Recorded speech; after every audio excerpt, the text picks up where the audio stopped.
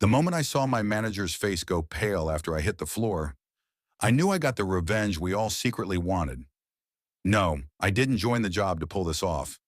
But after the lies, the cover-up, and the betrayal, it became personal. I'm Ethan Miller, age 30 years. When I was younger, fresh out of high school, no college plans, and just trying to make ends meet, I landed a job at a hardware store. It wasn't glamorous, but it paid all right, and I liked working with tools and helping people. Stocking shelves, moving freight, helping customers find what they needed. It was simple, honest work, nothing fancy, but it felt like a solid start. During my first month there, I started bonding with my coworkers. Most of them were older than me, blue-collar lifers who'd worked retail their entire lives. We weren't just pushing product. We were sharing jokes, tips, frustrations. There was a certain rhythm to it all. One afternoon during a lunch break in the stockroom, I overheard a group of them talking excitedly. "We're almost there," one said. "Just a few more months. No injuries, no accidents, and we get the bonus." I leaned in a bit, curious.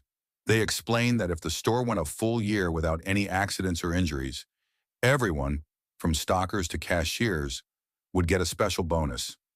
Nothing life-changing, but enough to make a real difference. Rent money, groceries, maybe even a short vacation. Their excitement was contagious. Suddenly, every shift had a little more energy. People were being extra careful, reminding each other to lift with their legs, not backs. We helped each other out, kept the floors clean, even patched up minor hazards without waiting for maintenance. We were chasing something together, a small but meaningful reward for our caution and teamwork. But then, reality slapped us. About a month later, management called a store-wide meeting. We all gathered near the break room, leaning on brooms, carts, and pallets. The manager, let's call him Kyle, put on his trademark fake smile and said, "Hey everyone, I just want to clear up a rumor going around. There's no employee bonus for being accident-free. I know a few of you have been asking, but that was never something the company implemented." Silence. I remember glancing around. Some people blinked in disbelief. Others looked down, embarrassed. A few let out bitter laughs. "Just wanted to clear that up," Kyle added, like it was nothing. "But we do appreciate the safe working environment you've all helped maintain." It felt like the rug was ripped out from under us. The air changed after that. Motivation 22 plummeted. People started muttering behind closed doors. Some thought maybe the rumor had been wrong all along. Others felt betrayed. Me? I felt something deeper, a twitch in my gut, like we were being lied to. A week later, my suspicion was confirmed. One of my closer friends at work, let's call him Luis, pulled me aside. "Yo," he whispered, "it's all bullshit. The bonus is real." "What?" I blinked. "Yeah," he said. "It's just only for managers." I laughed, thinking he was joking, but his face didn't flinch.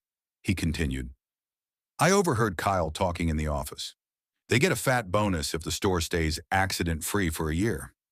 Not us, just them. They let us think we'd get it too, so we'd be extra careful. Free safety enforcement, courtesy of worker hope." My jaw clenched. Rage boiled in my chest. We confirmed it with two more employees, one of whom had dated a shift lead who blabbed. It was true. The upper staff was about 2.5 months away from raking in clean, extra cash. All thanks to the underpaid floor workers risking their backs to make it happen. It felt like a con. They used our sweat, our vigilance, our belief in a reward, just to fatten their own pockets. And something inside me snapped. I didn't scream. I didn't confront anyone. I simply started looking for new jobs. 2 weeks later, I got lucky. Another store called me up. Retail again, but with better pay and a healthier environment. During the call, I made sure to be upfront. "Hey, I just want to let you know," I said. "I've got 2 broken fingers right now. I can still work, but if that's an issue..." They didn't even blink. "We'll work around it," the hiring manager said. "Your honesty's appreciated." That was the moment I made my decision. See, I knew how the company handled accidents. Any incident, even a minor one, would reset the accident-free timer. And with less than 3 months left, an injury now would nuke that precious management bonus. I told my buddy Luis what I was about to do, and made sure 3 other co-workers were within earshot when I did. I wanted witnesses. I wanted to make damn sure there were no loopholes for management to squirm through. Then on my next shift, I grabbed a ladder, climbed up like normal, reached for some high stock, then jammed my pointer and middle finger between two tight, unforgiving shelves and slipped. The fall was harder than I'd imagined. My fingers snapped against the metal. Instinctively, I threw my arm out to break the fall and felt my wrist crunch as I hit the floor. The warehouse went dead silent. I remember the metallic taste in my mouth as I bit down on the pain. My wrist felt like it was filled with hot gravel. My fingers throbbed with every heartbeat. One of the newer managers, Sarah, sprinted over, her face frozen in horror. "Are you okay?"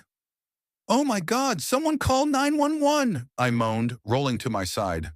I think my wrist is broken." She knelt down trying to stabilize me. I could see Kyle hovering near the stockroom door, his face ghost white. He knew exactly what this meant for him. It wasn't about me. Not really. It wasn't about safety or concern. It was about money, his money, vanishing in a single, bone-snapping moment. I was taken to urgent care. Confirmed fractures in both fingers and a clean break in my wrist. The doctors gave me painkillers and a heavy cast. I had to file a report, and HR jumped into action. They were very concerned about workplace safety now. Suddenly, we were their #1 priority. Management tried to handle it delicately. They didn't want to anger me, but they also didn't want to admit anything. Kyle pulled me aside the next day. Stiff, awkward, too careful with his words. "Ethan, we're really sorry about the accident. We've, reopened our safety training modules. And of course, your medical costs will be covered." "Good to hear," I replied flatly. "Shame about the accident-free streak, huh?" His eye twitched. I smiled. Let it hang there like smoke from a slow fire. I didn't come back after that. I officially transferred to my new job, cast and all. They welcomed me warmly, didn't ask too many questions, and respected my limitations. It felt like a clean slate. But what made it all worth it? The ripple effect. My co-workers, the ones who had been lied to, strung along, used, they celebrated me. Luis said people were grinning for days after. One of the older guys brought donuts in the next shift.